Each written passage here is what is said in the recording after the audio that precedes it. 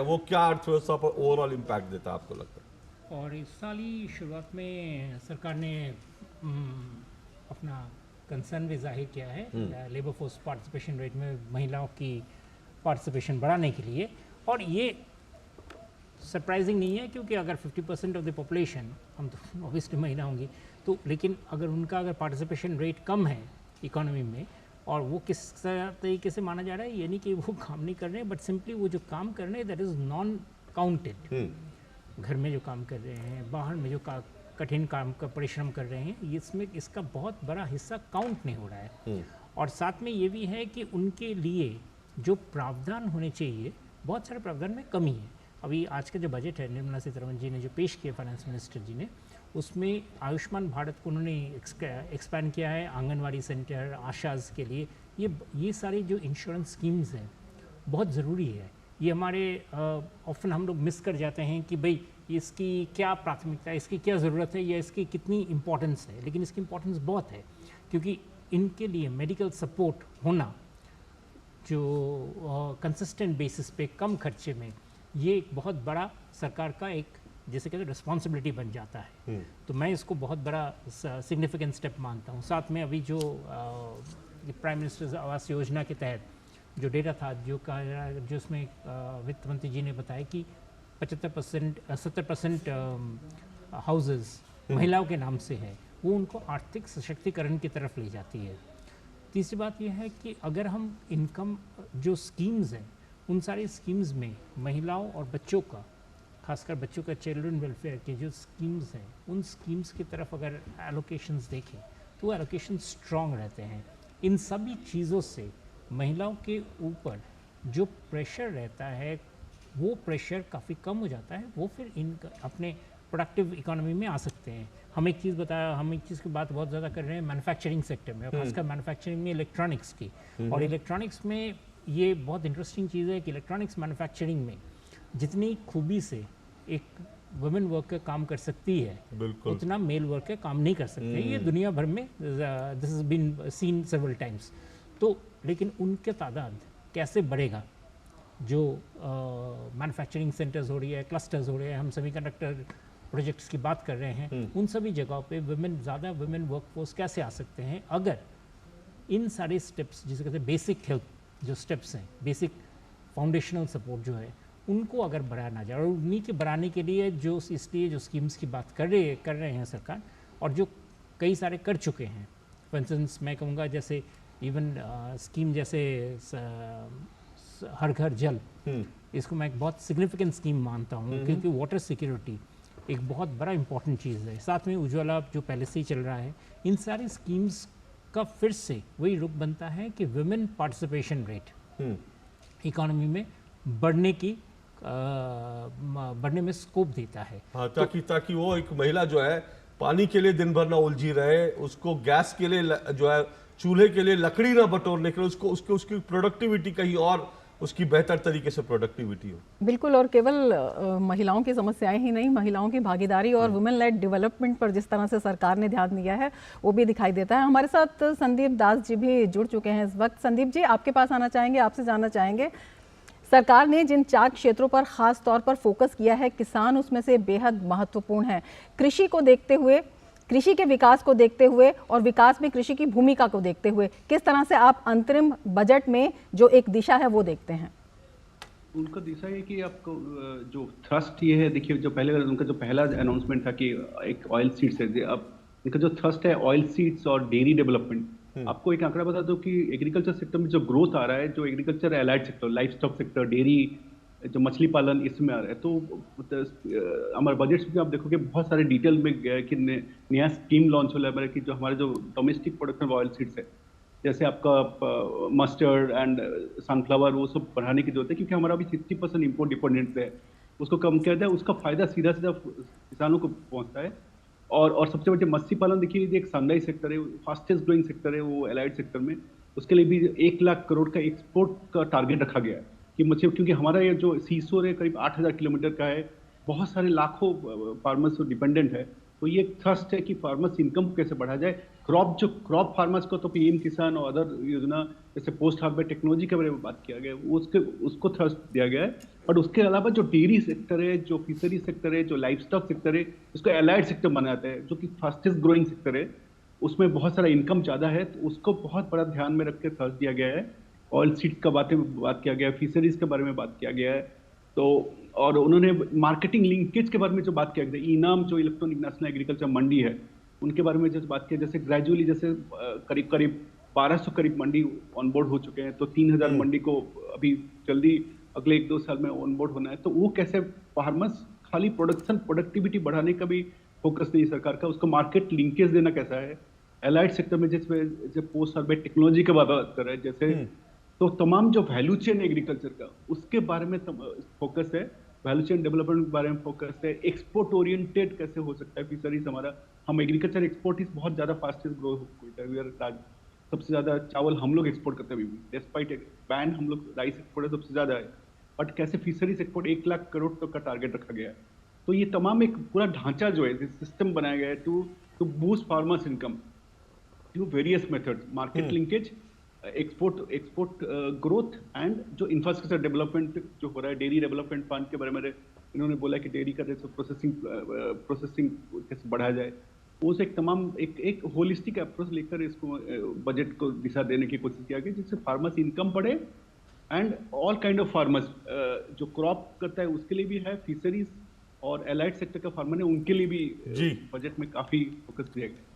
चलिए ठीक है, इस तमाम चर्चाएं चलती रहेंगी इस बजट को लेकर। यहाँ पर एक छोटा सा हम ब्रेक ले रहे हैं, ब्रेक के बाद लेकिन ब्रेक पे जाने से पहले मैं अपने मेहमानों का शुक्रिया कर दूं बजट का लेकर, क्योंकि आज दिन की और बहुत बड़ी खबरें हैं, उन खबरों पर भी आएंगे। लेकिन फिलहाल जो है राकेश जी आपका भी, संदीप जी आपका भी, शुभमय जी और साथ साथ प्रोफेसर मनोज चौधरी जी, शुक्रिया आपका। और ब्रेक के बाद ये खबरों का सिलसिला लगातार जारी रहेगा। मौसम को अपने पैशन के बीच जो नहीं आने देते, मैं उनका फैन हूं। मेरी तरह एसबीआई भी आपका फैन है, इसलिए एसबीआई आपके लिए थोड़ी एक्स्ट्रा मेहनत करता है। तो excellent customer service, assistance to MSMEs और टेक्नोलॉजी ड्रिवन बैंकिंग सॉल्यूशंस। घर छोड़ दूं, एसबीआई बदल रहा है क्योंकि हम एक बदलते देश के फैन हैं। एसबीआई, देश का फैन। ग्रामीण अर्थव्यवस्था के संरक्षक, agriculture insurance company of India. AIC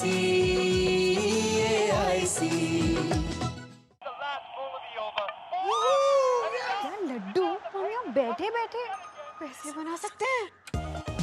Amazing day. What a match this has been. Cracking shot. What a way to finish the game. Guys, मैं तुम्हारे बिजनेस आइडिया का बड़ा फैन हूं। अब बिजनेस चाहे जो भी, एसबीआई का करंट अकाउंट तो चाहिए ना। एसबीआई करंट अकाउंट से सिंप्लीफाइड बिजनेस ट्रांजैक्शंस और ग्रेट कस्टमर सर्विस। एसबीआई, देश का फैन। ग्रामीण अर्थव्यवस्था के संरक्षक, agriculture insurance company of India. AIC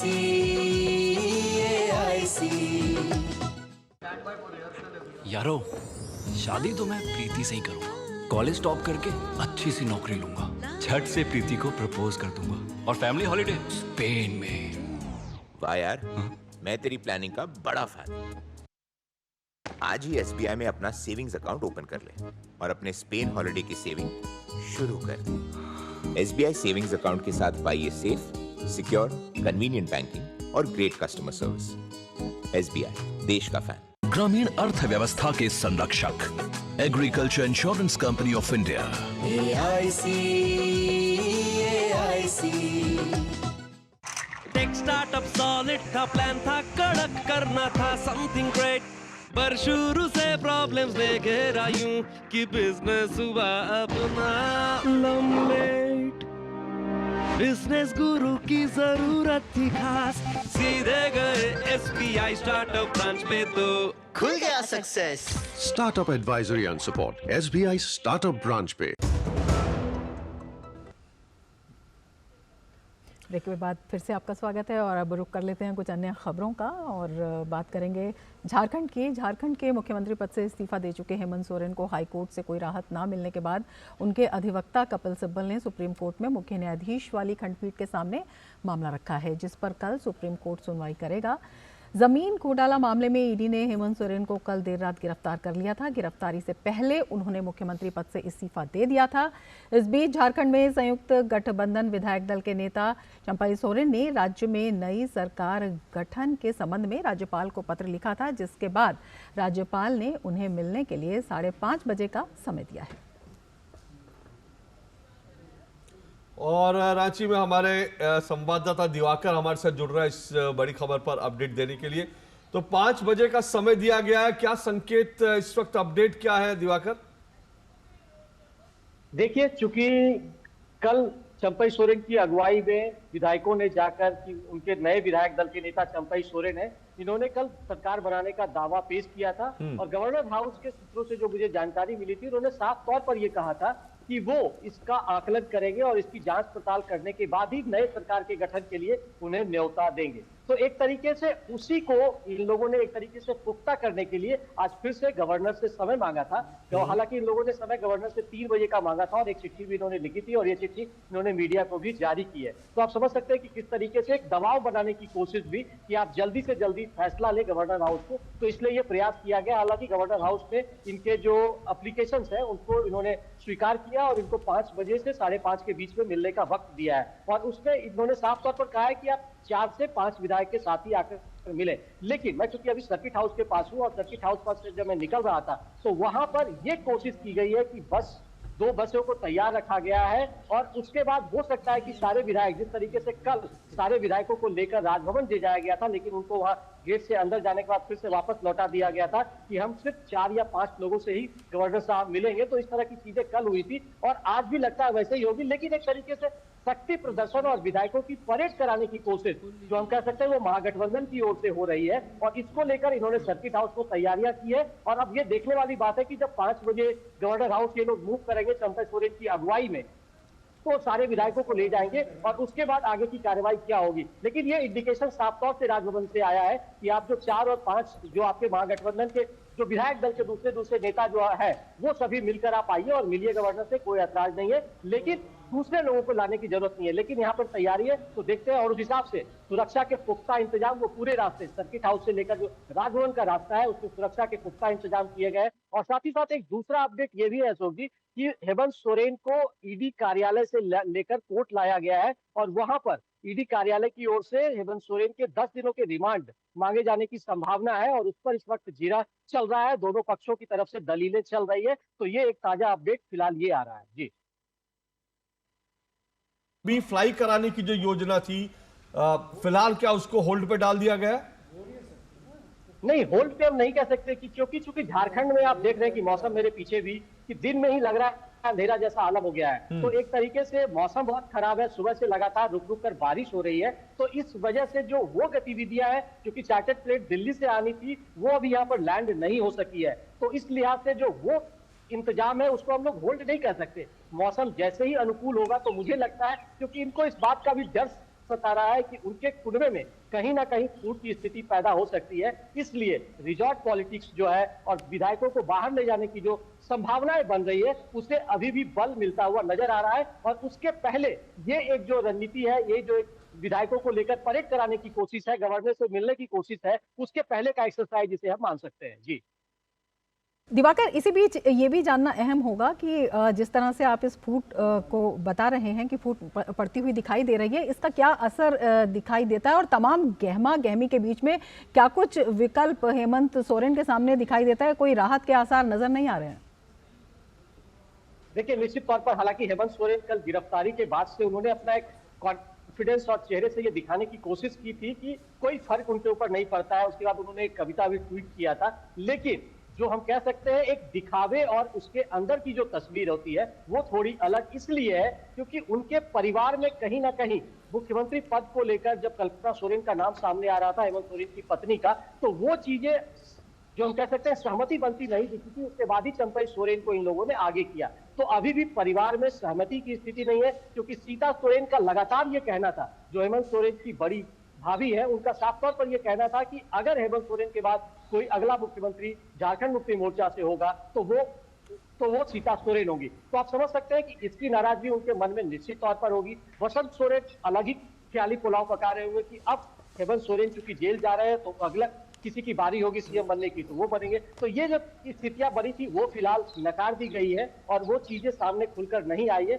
लेकिन ये जो स्थिति है इसका डर निश्चित तौर पर हेमंत सोरेन को भी सता रहा होगा कि परिवार में पहले किस तरीके से सहमति बनाया जाए, तभी जो वो घर है वो आगे जो स्थिति है महागठबंधन की जो स्थिति है, हालांकि अभी ये दिखाने की कोशिश हो रही है कि महागठबंधन का जो कुनबा है वो एक साथ है, कांग्रेस, आरजेडी और जो दूसरे विधायक है वो सबों ने एक तरीके से शक्ति प्रदर्शन में कल ये दिखाने की कोशिश की थी कि सभी हेमंत सोरेन के साथ है। लेकिन ये स्थिति फिलहाल जो है वो, क्योंकि सुबह कल शाम में जब विधायकों को सर्किट हाउस ले जाया गया था तो सारे विधायकों को वहां पर एक तरीके से हम कह सकते हैं कि कैद की स्थिति है। सर्किट हाउस का दरवाजा उसके बाद से नहीं खुला है। तो आप समझ सकते हैं कि कितना डर, संशय और जो एक असमंजस की स्थिति है वो महागठबंधन में बनी हुई है। जी, डर बना हुआ है, महागठबंधन में बना हुआ है, परिवार में बना हुआ है। ऐसे में कब तक जो है अपने पूरे कुनबे को एक साथ रख पाते हैं, हेमंत सोरेन का परिवार कब तक रख पाता है और महागठबंधन ने देखना दिलचस्प रहेगा।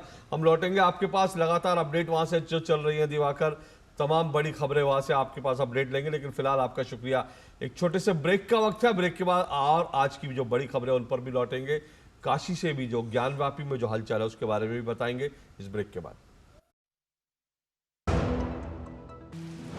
मौसम को अपने पैशन के बीच जो नहीं आने देते, मैं उनका फैन हूं। मेरी तरह एसबीआई भी आपका फैन है, इसलिए एसबीआई आपके लिए थोड़ी एक्स्ट्रा मेहनत करता है। तो excellent customer service, assistance to MSMEs और टेक्नोलॉजी ड्रिवन बैंकिंग सॉल्यूशंस। घर छोड़ दूं, एसबीआई बदल रहा है क्योंकि हम एक बदलते देश के फैन हैं। एसबीआई, देश का फैन। ग्रामीण अर्थव्यवस्था के संरक्षक, agriculture insurance company of India. AIC,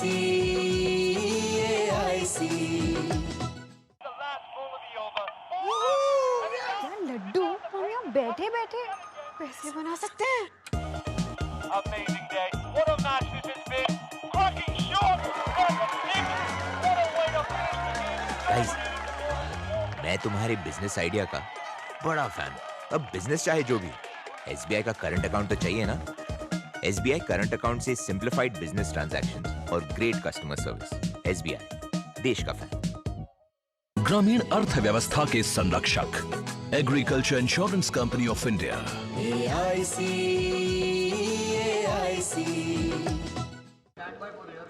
यारो, शादी तो मैं प्रीति से ही करूंगा।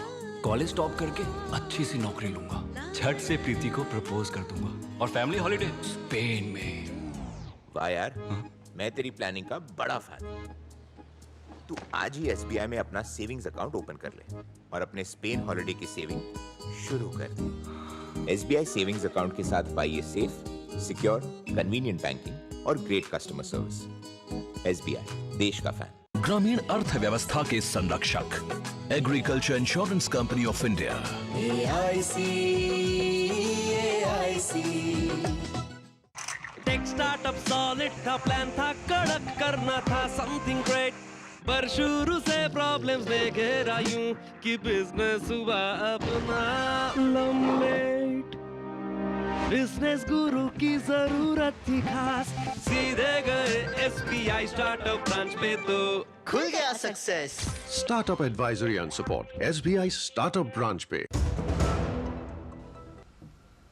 ब्रेक के बाद फिर से आपका स्वागत है और अब रुख करेंगे एक और अहम खबर का। ज्ञानवापी मामले में एक तहखाने में पूजा की इजाज़त के निचली अदालत के आदेश के खिलाफ मस्जिद कमेटी ने सुप्रीम कोर्ट का रुख किया। चीफ जस्टिस ने दस्तावेज देखने के बाद मुस्लिम पक्ष से हाई कोर्ट जाने को कहा है। इससे पहले वाराणसी अदालत के ज्ञानवापी में व्यास का तहखाना खोलने के आदेश के बाद पूजा अर्चना शुरू हो गई। आज यहां तड़के ही श्रद्धालु बड़ी संख्या में पहुंचे। वाराणसी में अदालत के आदेश के बाद ज्ञानवापी परिसर के आसपास सुरक्षा व्यवस्था कड़ी कर दी गई है। कोर्ट के आदेश पर खुशी जताते हुए लोगों ने कहा कि उनकी सालों की प्रतीक्षा का अंत हुआ है। ये निर्णय काफी भावुक करने वाला है।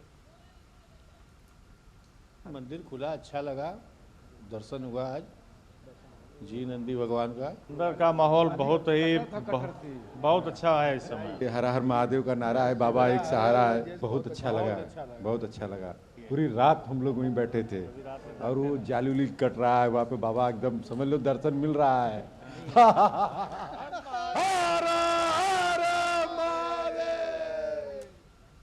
वहीं ज्ञानवापी मामले में मंदिर पक्ष के पैरोकार सोहनलाल आर्य ने भी कोर्ट के फैसले पर खुशी जाहिर की।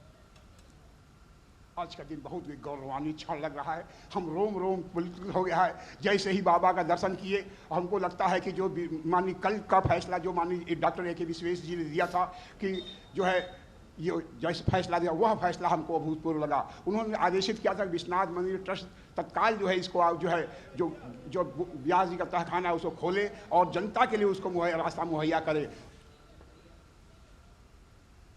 वाराणसी की ज्ञानव्यापी मस्जिद को लेकर छिड़ा विवाद अब सुलझने की दिशा में बढ़ता नजर आ रहा है। वाराणसी की जिला अदालत ने ज्ञानव्यापी के व्यास तहखाने में पूजा पाठ की इजाजत दी है। इस तहखाने में व्यास परिवार के सदस्यों द्वारा 1993 से पहले तक पूजा की जाती थी। 1993 में मुलायम सिंह यादव की सरकार ने इसे बंद करवा दिया था। तब से व्यास परिवार के सदस्यों द्वारा इसे दोबारा शुरू करवाने की मांग थी। इस फैसले का स्वागत करते हुए व्यास परिवार के जितेंद्र नाथ व्यास ने खुशी जताई है।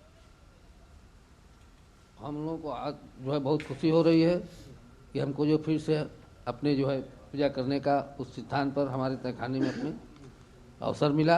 ये बहुत खुशी की बात है। जब मंदिर है तो मूर्तियां तो रहेंगी ही, और फिर स्वयं भूलिंग का मतलब क्या होता है? जो अपने से प्रकट हुआ हो, है ना। तो अगर आप तोड़ भी देते हैं ऊपर से तो भी नीचे वो जो है उनको आकृति मिलेगी। स्वास्तिक बना हुआ है, कमल की आकृति बनी हुई है और बहुत सी मूर्तियों की है उसमें आकृति। ज्ञानवापी व्यास तहखाने में हिंदू पक्ष को पूजा का अधिकार मिलने पर भाजपा सांसद अशोक वाजपेयी ने इसे लोगों की भावना और आस्था की विजय बताया।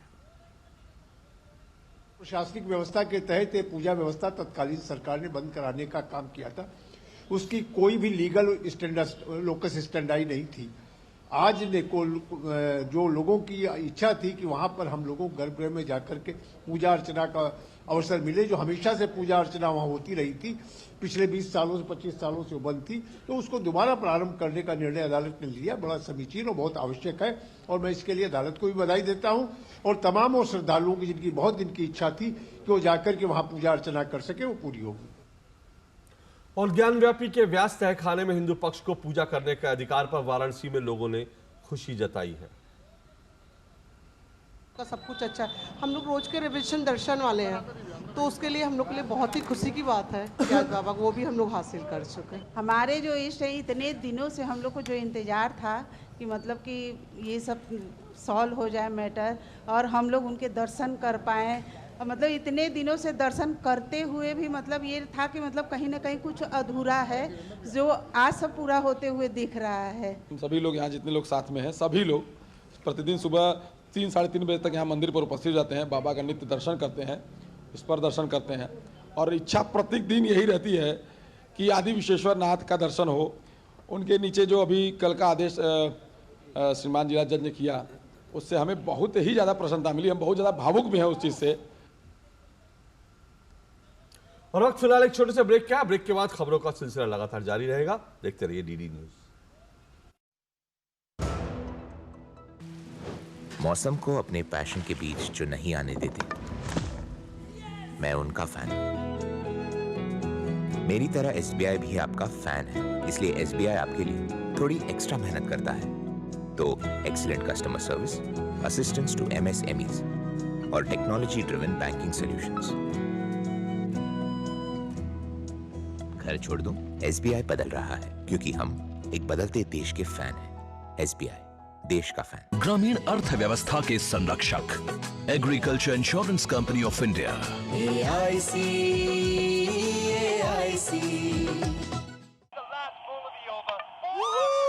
क्या लड्डू हम यहाँ बैठे बैठे पैसे बना सकते हैं? Amazing day. What a match this has been. Cracking shot. What a way to finish the game. Guys, मैं तुम्हारे बिजनेस आइडिया का बड़ा फैन हूं। अब बिजनेस चाहे जो भी, SBI का करंट अकाउंट तो चाहिए ना। SBI करंट अकाउंट से सिंप्लीफाइड बिजनेस ट्रांजैक्शंस और ग्रेट कस्टमर सर्विस। SBI, देश का फैन। ग्रामीण अर्थव्यवस्था के संरक्षक, agriculture insurance company of India. AIC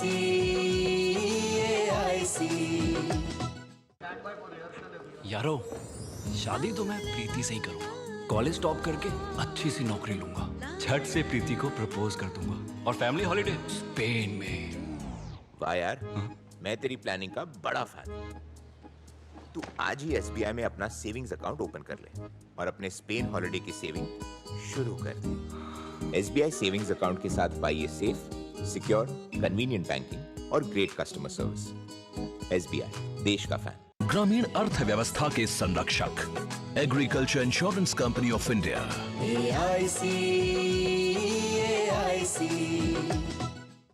tech startup solid था, प्लान था कड़क, करना था समथिंग ग्रेट, पर शुरू से प्रॉब्लम्स ने घेरा यूं कि बिजनेस हुआ अपना लम्बेट।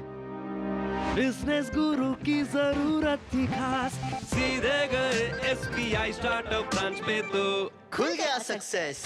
Startup Advisory and Support, SBI Startup Branch पे। एक बार फिर आपका स्वागत है खबरों की दुनिया पर। और इस वक्त की जो बड़ी खबरें हम उन पर लगातार बने हुए हैं। इस बीच इंडी गठबंधन की सहयोगी पार्टियों टीएमसी और कांग्रेस के बीच सीट बंटवारे को लेकर खाई और गहरी होती जा रही है। पश्चिम बंगाल के मुख्यमंत्री ममता बनर्जी ने अपने राज्य में कांग्रेस को एक भी सीट देने से साफ इनकार कर दिया है। ममता बनर्जी ने कांग्रेस को एक बड़ा झटका देते हुए कहा कि हमने कांग्रेस को मालदा में 2 सीटों पर चुनाव लड़ने का प्रस्ताव दिया था, लेकिन कांग्रेस ने उसे नहीं माना, इसलिए अब टीएमसी कांग्रेस को एक भी सीट नहीं देगी। ममता बनर्जी ने बातचीत भंग होने का दोष सीपीएम को दिया। वही कांग्रेस नेता जयराम रमेश का कहना है कि पश्चिम बंगाल में सीटों के बंटवारे पर बातचीत फिलहाल रुकी हुई है। हालांकि ममता बनर्जी पहले ही अपने एक बयान में घोषणा कर चुकी है कि उनकी कांग्रेस पार्टी से कोई बातचीत नहीं हुई है और उन्होंने ये भी कहा कि बंगाल में हम अकेले ही लड़ेंगे। इस तरह के विपरीत बयानों से साफ लग रहा है कि देश के दूसरे हिस्सों समेत पश्चिम बंगाल में भी इंडी गठबंधन अब सिर्फ नाम के लिए रह गया है और यह स्पष्ट नजर आ रहा है कि इंडी गठबंधन के नेता बातचीत के जरिए भी किसी भी निर्णय तक नहीं पहुंच पा रहे हैं।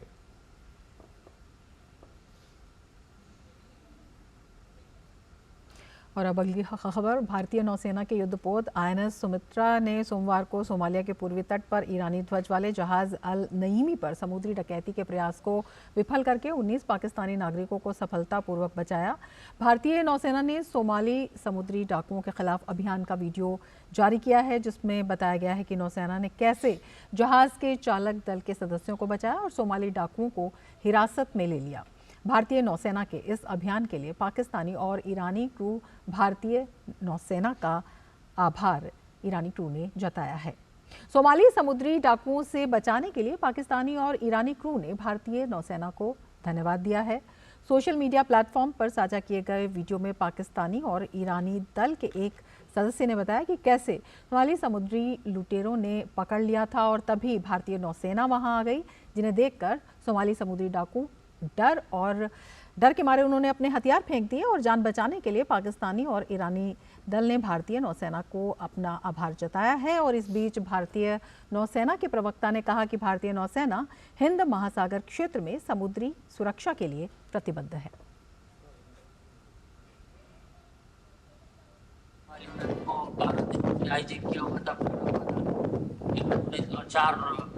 और भी पकड़ा था। ये लोग अभी नेवी को देखा सारा हथियार डाल दिया, सरेंडर किया। कितने दिन से 12 दिनों से हमको आईजी किया। ये लोग नेवी को देख के भागने की कोशिश की, नेवी वालों ने लोगों को पकड़ा कर इन लोगों ने हथियार सब फेंक दिया अपना। लोग हम लोग को सुबह से पकड़ा है, सुबह से हमारा लोगों को पकड़ा है, ईरानी लोगों को पकड़ ही दिया और उसका हाथ था। तो दोपहर इंडिया का नेवी आया, वो सोमाली उसको देखा, फिर वो सोमाली डर गया फिर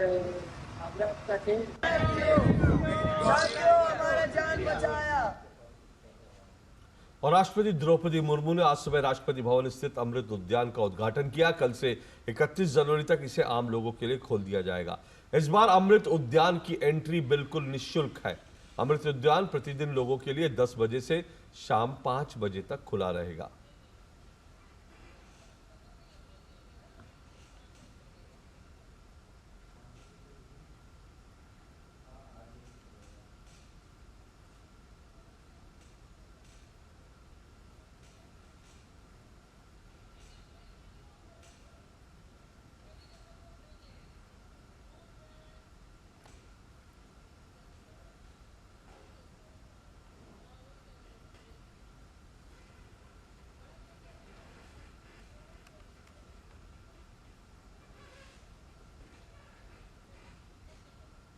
और अब आगे बढ़ने से पहले ले लेते हैं एक ब्रेक। आप देखते रहिए टीडी न्यूज़।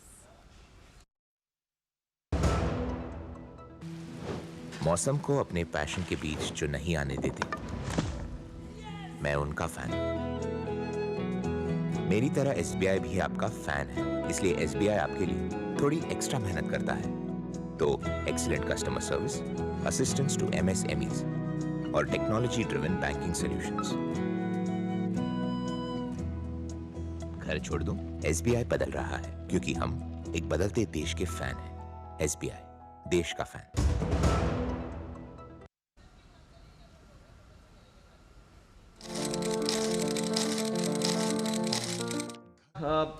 इंटरिम बजट पेश किया गया और बजट को लेकर जो तमाम चीजें हम उस पर लगातार समझने की कोशिश कर रहे हैं। देश और दुनिया की और भी तमाम बड़ी खबरें हैं और कुछ बड़ी चीजों का हम इंतजार भी कर रहे हैं। अभी प्रेस कॉन्फ्रेंस जो है वो कई सारी आएंगी और बजट को लेकर सरकार की तरफ से भी कुछ प्रतिक्रियाएं आएंगी, कुछ सवाल जवाब भी आएंगे, उन सब पर हम बने रहेंगे। लेकिन इस बीच हमारे साथ अश्विनी महाजन जी स्टूडियो में मौजूद है, जाने माने अर्थशास्त्री हैं, प्रोफेसर है। अश्विनी जी, आपकी पहली टिप्पणी इस पूरे बजट को लेकर आप क्या कहेंगे? इंटरिम बजट है, बहुत ज्यादा उम्मीद नहीं करनी चाहिए थी, लेकिन विपक्ष लग रहा है कि बहुत उम्मीदें कर रहा था, विपक्ष को लग रहा है इस बजट में कुछ है ही नहीं। देखिए, इंटरिम बजट होने के कारण एक ऐसी अपेक्षा हो रही थी कि क्योंकि ये चुनावी साल का भी बजट है, एक मिनट रुकिएगा, मैं आपके पास आ रहा हूं। अरे क्या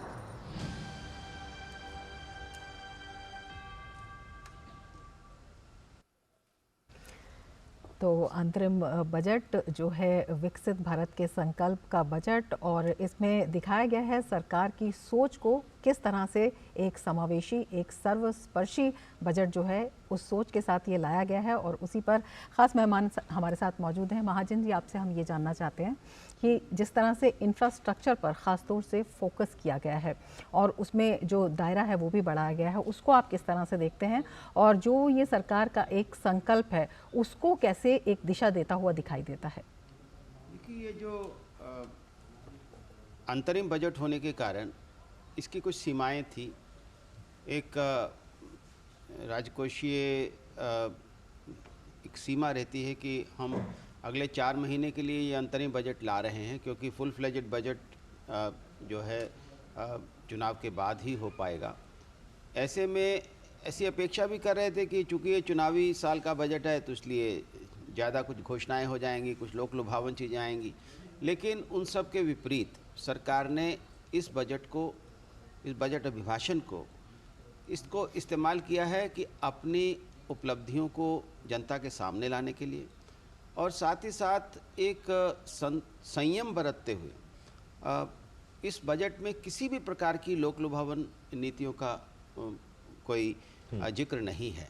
और उसके साथ ही साथ जो सरकार की अभी तक की जो कार्यक्रम चल रहे हैं, इंफ्रास्ट्रक्चर को बल देने का, गरीब कल्याण योजना को आगे बढ़ाने का, गरीबों के लिए घर बनाने का, अन्य अन्य प्रकार से गरीबों के लिए जो है सुविधाएं देने का, उस सब का यहाँ पर जिक्र बजट में दिखाई दिया। 11 लाख करोड़ रुपया इस बार उससे भी अधिक इंफ्रास्ट्रक्चर के लिए इस्तेमाल किया जाएगा, जो एक वास्तव में एक बहुत बड़ी राशि है। इससे पहले ऐसा कभी नहीं हुआ।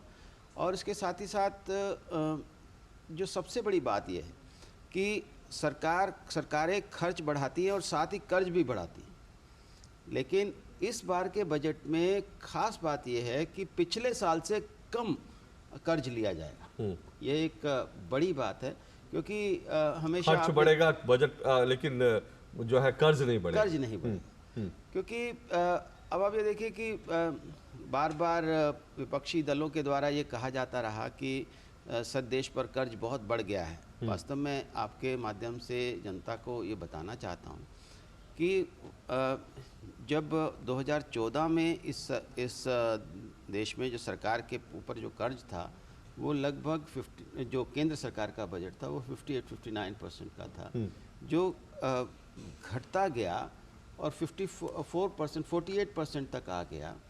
और बाद में कोविड-19 आने के बाद उसमें एकदम से वृद्धि हुई और 61% पर आ गया जीडीपी के अनुपात के रूप में।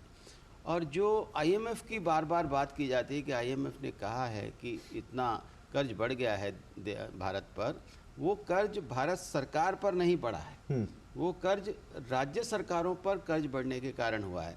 केंद्र सरकार का जो कर्ज है 61 के बाद 61% एक बार कोविड-19 में पहुंचने के बाद, फिर 58%, फिर 56% और इस बार ये 55% के करीब 55% के करीब आने वाला है। लेकिन जिस प्रकार से जिसको हम कहें कि एक अनियंत्रित तरीके से फ्री बीज देते हुए इस प्रकार की जो नीतियां राज्य सरकारों के द्वारा अपनाई जा रही हैं, उसके कारण देश पर एक बहुत भारी कर्ज, क्योंकि सरकारी कर्ज को केंद्र सरकार और राज्य सरकार दोनों के कर्जों को मिलाकर के किया जाता है। केंद्र सरकार अपना पक्ष पूरा कर रही है। इस बार उन्होंने कर्ज को 14 लाख करोड़ रुपया और निवल कर्ज जिसको नेट बोरोइंग कहते हैं उसको 11 लाख कुछ करोड़ पर लेकर के आए हैं। ये एक बहुत बड़ी उपलब्धि है, क्योंकि आप ये देखिए, लोग ये भी बात पूछी जा रही है कि महंगाई के लिए सरकार क्या कर रही है। महंगाई के लिए सरकार यही काम कर सकती है कि अपने कर्ज पर और अपने फिस्कल डेफिसिट पर, जिसको फिस्कल प्रूडेंस कहते हैं, कि फिस्कल प्रूडेंस का वो एक उदाहरण प्रस्तुत करें। और वो काम करने में सरकार ने किया है कि पिछले साल जो अपेक्षा की गई थी कि 2023-24 के बजट में कि हम 5.9% ऑफ द GDP उसको हम फिस्कल डेफिसिट रखेंगे, उससे भी कहीं कम इस समय 5.8% आया है। मुझे लगता है कि फाइनल फिगर्स आने तक ये 5.7% तक आ सकता है। लेकिन अश्विनी जी, इसमें एक पक्ष जो है चिंता का, जिसे आपने अब बताया, राज्यों का, और आपने केंद्र सरकार की बात करी। ये जो फ्रीबीज की पॉलिटिक्स है वो तो धीरे धीरे बढ़ती जा रही है। देखिए, अगर इसका असर यहाँ पर भी केंद्र सरकार पर भी होता तो शायद इसमें कुछ और बड़े ऐलान होते, लेकिन केंद्र सरकार ने एक दिखाया कि नहीं, वो अनुशासन में, वित्तीय अनुशासन में भरोसा करती है। लेकिन राज्यों में जो होड़ मची है, आखिर इसको बैलेंस कैसे करेंगे? क्योंकि एक तरफ राज्यों का बढ़ता जाएगा कर्ज और केंद्र जो है उसको जो है संतुलित करने की कोशिश करेगी, तो ये बैलेंस कहाँ पर, हम ठहरेंगे कहाँ इसको लेकर? देखिए, इसको लेकर के मुझे ऐसा लगता है कि हमारी विधायिका से ज़्यादा हमारी न्यायपालिका का इसमें रोल हो सकता है। और न्यायपालिका के साथ साथ जो नया वित्त आयोग बना है उसको भी इसमें कुछ काम करना पड़ेगा। लेकिन मैं यहाँ पर आपका ध्यान आकर्षित कराना चाहता हूँ एक विषय के ऊपर, क्योंकि सभी राज्यों में सबसे ज़्यादा जो घाटे की कारण बना है, जो वहाँ के कर्ज का कारण बन रहा है, वो है फ्री बिजली का।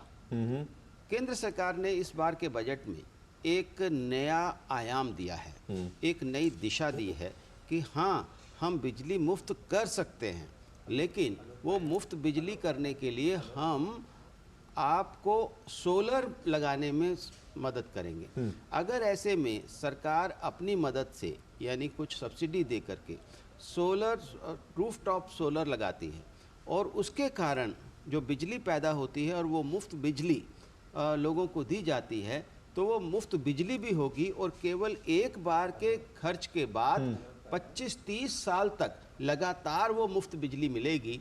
और एक तरफ हम जो क्लाइमेट चेंज की समस्या है और उसके कारण जिस प्रकार का डिसिप्लिन हमें दिखाना चाहिए, अंतर्राष्ट्रीय स्तर पर दिखाना चाहिए, वो भी हम दिखा पाएंगे। क्लाइमेट चेंज की समस्या का भी हम समाधान कर पाएंगे। और जो इस समय राज्यों में जिस प्रकार की अनुशासनहीनता चल रही है, उनको भी एक दिशा मिलेगी कि अब ये बिजली फ्री नहीं होगी, ये बिजली उत्पादन करके फ्री हो जाएगी, इस तरह की। तो ये एक क्रांतिकारी कदम हो सकता है जो प्रधानमंत्री नरेंद्र मोदी ने, बार बार हम इसका जिक्र कर रहे हैं कि जब रामलला की प्राण प्रतिष्ठा के बाद प्रधानमंत्री नरेंद्र मोदी ने प्रधानमंत्री सौर योजना जिसकी जो ऐलान किया था, और उसी में जो है ये कहा गया कि 1 करोड़ जो मकान है, परिवार है, उनको सोलर रूफटॉप दिए जाएंगे और उससे एक परिवार का 15 से 17 हज़ार साल की बचत होगी, उसको निःशुल्क बिजली मिलेगी। तो ये एक जो बिजली को लेकर जो एक राजनीति है, उसको लेकर सरकार का एक बड़ा, एक कह सकते हैं दूरदृष्टि योजना है। इस पर चर्चा जारी रहेगी और भी जो अहम विषय है बजट को लेकर, उन पर भी चर्चा करेगा। अश्विनी जी हमारे साथ जुड़े हुए हैं, लेकिन वक्त एक छोटे से ब्रेक का है। स्टार्टअप सॉलिड था, प्लान था कड़क, करना था समथिंग ग्रेट। पर शुरू से प्रॉब्लम्स ने घेरा यूं कि बिजनेस हुआ अपना लमलेट। बिजनेस गुरु की जरूरत थी खास, सीधे गए SBI स्टार्टअप ब्रांच पे तो खुल गया success. Startup advisory and support SBI Startup Branch पे। ब्रेक के बाद फिर से आपका स्वागत है और हम बात कर रहे हैं अंतरिम बजट में सरकार की सोच की, और उस सोच से विकास की जो परिकल्पना सच साबित होने जा रही है उसकी। हमारे साथ विशेष मेहमान भी जुड़े हुए हैं। महाजन जी, जिस तरह से आप बता रहे थे कि किस तरह से जो हमारे रिसोर्सेज हैं उसका इस्तेमाल, कैपेसिटी बिल्डिंग करना और उसका जो लाभ है वो पहुंचाना, नवाचार तो है ही, किस तरह की हमारी क्षमताएं हैं, किस तरह की तकनीक हमारे पास है, विश्व ने उसका लोहा माना है और उसका लाभ भी उठाया जा रहा है। आपसे हम ये भी जानना चाहेंगे कि जिस तरह से आप बात कर रहे थे राजकोषीय घाटे की जो 2024-25 में है, जीडीपी का 5.1 रहने का अनुमान जताया गया है, तो ये जो है इसको आप किस तरह से देखते हैं, ये जो आंकड़ा आया है और इसके पीछे जो सरकार की नीतियां हैं इसको कंट्रोल करने में कौन कौन सी ऐसी चीज़ें रहीं जो महत्वपूर्ण साबित हुई? देखिए, कोविड-19 के बाद सरकार की खर्च करने की जो ज़रूरतें थी वो बढ़ गई थी और इसके कारण लगातार राजकोषीय घाटा ऊंचे स्तर पर बना हुआ था और सरकार अर्थव्यवस्था को भी पटरी पर लाना बहुत ज़रूरी था। आप देखिए कि नेगेटिव ग्रोथ हो जाने के बाद दोबारा से उद्योगों को खड़ा करना, लोगों को खड़ा करना, लोगों की स्वास्थ्य आवश्यकताओं की पूर्ति करना, तो अन्य प्रकार के जो वेलफेयर स्कीम्स हैं उनको जारी रखना, उसके लिए सरकार को खर्च करने की ज़रूरत थी। लेकिन सरकार ने लगातार फिस्कल प्रूडेंस का अपना डिपिक्ट किया है, उन्होंने दिखाया है और मैंने आपको जैसे पहले बताया कि 61% तक हमारा जीडीपी में डेट का हिस्सा हो गया था, जो घटते घटते अब 55-56% पर आ गया है। इस साल के बजट में जैसे कि आपने बताया कि 5.1% तक फिस्कल डेफिसिट लेकर के जाने की उम्मीद है और पिछले साल जो 5.9 था वो भी 5.7 to 5.8 हो सकता है। ऐसे में ये जो नियंत्रण है, जो अनुशासन है, वो बहुत बड़ी बात है। दूसरी बात आपने बताई कि जो कैपेसिटी बिल्डिंग की बात है जी। देखिए, राज्यों में अगर कर्ज लिया जा रहा है और राज्यों को कर्जों के बीच में डुबोया जा रहा है तो वो फ्री बीज दे करके दिया जा रहा है। किसी को फ्री बिजली, फ्री पानी, किसी को कहीं मंगलसूत्र तो कहीं कुछ और। तो इस प्रकार के जो फ्री बीज की जो समस्या है उसके कारण हमारा देश जो है उसमें लगातार विदेशों से भी निवेश प्राप्त करना मुश्किल हो गया है। हमारी रेटिंग, इंटरनेशनल रेटिंग एजेंसीज के द्वारा कम हो रही है क्योंकि हमारा कर्ज का जो अनुपात है राज्यों के कर्ज के कारण वो बढ़ता जा रहा है। लेकिन अगर राज्य सरकारें और केंद्र सरकार ने अपनी प्रतिबद्धता को दिखाया है, राज्य सरकारों को भी उसी प्रकार की प्रतिबद्धता को दिखाना होगा। दूसरी बात, जो खर्च करने का जो तरीका है वो ये है कि लोगों का वेलफेयर करना भी ज़रूरी है। गरीबी बहुत थी इस देश में, हमने इस मल्टी डायमेंशनल पॉवर्टी को बहुत बड़ी मात्रा में मात्र 5 सालों में 14 करोड़ लोगों को गरीबी की रेखा से नीचे लेकर के आए। वो उसका कारण ये था कि जो खर्च किया गया सरकार के द्वारा कल्याणकारी योजनाओं में, वो खर्च इस प्रकार का था कि उससे मल्टी डायमेंशनल पॉवर्टी अपने आप डाउन होती चली गई। जैसे UNDP का जो मल्टी डायमेंशनल पॉवर्टी को कैलकुलेट करने का तरीका है, उसमें 10 बिंदु होते हैं। उनमें 5 बिंदुओं को यदि आप देखें कि घर वो एक बिंदु है, पानी दूसरा बिंदु है, बिजली तीसरा बिंदु है, सैनिटेशन चौथा बिंदु है, क्लीन फ्यूल 5वां बिंदु है। ऐसे सब बिंदुओं पर जिम्मेवार तरीके से खर्च करते हुए 3 करोड़ ग्रामीण घरों का निर्माण, 1 करोड़ शहरी घरों का निर्माण और आने वाले समय में 2 करोड़ और ग्रामीण घरों का निर्माण। उसी प्रकार से उज्ज्वला योजना के तहत 10 करोड़ से ज़्यादा महिलाओं को फ्री सिलेंडर दे करके, और लोग जो कहते हैं, मैं यहाँ पर आपके माध्यम से बताना चाहता हूँ कि लोग कहते हैं कि भी लोगों को फ्री सिलेंडर तो दे दिया, उनके पास पैसे नहीं है सिलेंडर भरवाने के लिए। मैं इस बात को आपके समक्ष रखना चाहता हूँ कि आंकड़ों के हिसाब से 3 सिलेंडर, ये जो उज्ज्वला बेनिफिशरीज हैं, 3 सिलेंडर हर साल भरवाती हैं। यानी आप समझ सकते हैं कि आमतौर पर एक मध्यम वर्गीय परिवार में भी 6-7 सिलेंडर से ज़्यादा नहीं होते, शहरों में भी।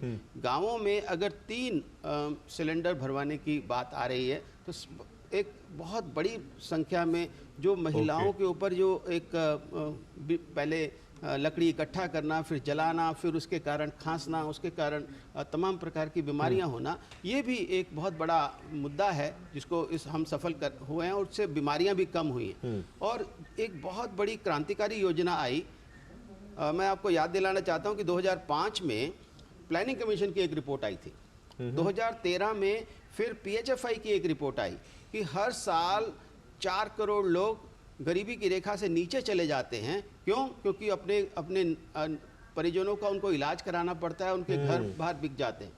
लेकिन इस प्रकार की योजना से अब उनको उधार नहीं लेना पड़ता, वो 5 लाख रुपए तक के फ्री इलाज करा सकते हैं। तो वास्तव में गरीबी ना हो, गरीबी न बढ़े और तो दूसरी तरफ से गरीबी से लोग बाहर आ सके, इस प्रकार की यदि योजनाएं राज्य सरकारें भी लेकर के आए तो मैं यहाँ समझता हूँ कि मल्टी डायमेंशनल अप्रोच शायद इसमें सरकार की रही जो आप बता रहे। हम आगे बढ़ेंगे, इससे पहले कि आपसे और मैं सवालों पर आऊं, ये भी बता दूं कि केंद्र सरकार ने जो अंतरिम बजट है इसमें प्रमुख योजनाओं के आवंटन में भी काफी इजाफा किया। केंद्र सरकार ने प्रमुख योजनाओं के आवंटन में जो इजाफा किया है उसके बारे में रिपोर्ट है, क्या क्या योजनाएं हैं इसमें। प्रमुख रूप से मनरेगा, आयुष्मान भारत जिसकी अभी हम जिक्र कर रहे थे, और PLI जैसी योजनाएं शामिल हैं। कितना रहा इन योजनाओं का आवंटन और क्या होगा इसका फायदा, आइए जानते हैं इस रिपोर्ट में। केंद्र में प्रधानमंत्री नरेंद्र मोदी के नेतृत्व में सरकार ने अर्थव्यवस्था को गति देने के लिए प्रमुख योजनाओं के आवंटन में अभूतपूर्व वृद्धि की है। वित्त मंत्री निर्मला सीतारमण ने 2024-25 के अंतरिम बजट में ग्रामीण रोजगार के क्षेत्र को मजबूती देते हुए महात्मा गांधी राष्ट्रीय ग्रामीण रोजगार गारंटी योजना में पिछले साल के बजट के मुकाबले 26,000 करोड़ रुपए की बढ़ोतरी करते हुए 86,000 करोड़ रुपए का आवंटन किया है। इसी तरह गरीबों को मुफ्त इलाज की गारंटी देने वाली आयुष्मान भारत के लिए 7,500 करोड़ रुपए का आवंटन किया गया है, जबकि पिछले बजट में इस योजना के लिए 7,200 करोड़ रुपए आवंटित किए गए थे। वित्त मंत्री निर्मला सीतारमण ने उत्पादन संबद्ध प्रोत्साहन योजना PLI के लिए 2024-25 के अंतरिम बजट में 6,200 करोड़ रुपए के आवंटन की घोषणा की। पिछले बजट में ये 4,645 करोड़ रुपए था।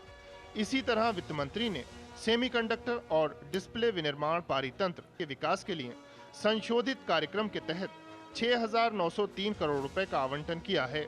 2024-25 में सौर ऊर्जा ग्रिड के आवंटन में 3,530 करोड़ रुपए की भारी वृद्धि की गई है। 2023-24 के बजट में इसके तहत 4,970 करोड़ रुपए का आवंटन किया गया था, जबकि इस बार 8,500 करोड़ रुपए का आवंटन किया गया है।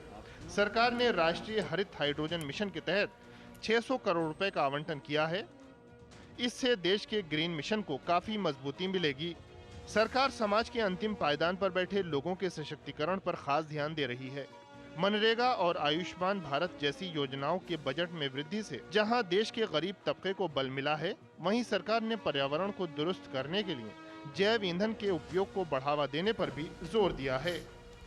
Bureau report, DD news.